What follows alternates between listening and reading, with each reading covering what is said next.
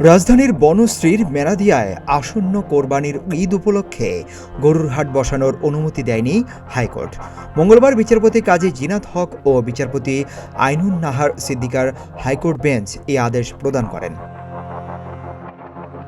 এছাড়া দক্ষিণ সিটি কর্পোরেশনের 11টি গরুর হাটের মধ্যে মেরাদিয়া বাজারের পাশে কেন গরুর হাট বসানো হয় তা নিয়ে রুল জারি করেছেন হাইকোর্ট।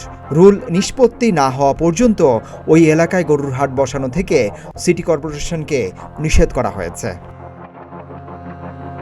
হাইকোর্ট বেঞ্চ গরুর হাটের স্থান ইজারা দেওয়ার প্রক্রিয়াও প্রশ্নবিদ্ধ করেছে, বিশেষ করে যখন মাত্র 8.4 কিলোমিটারের মধ্যে একটি স্থায়ী গরুর হাট বিদ্যমান।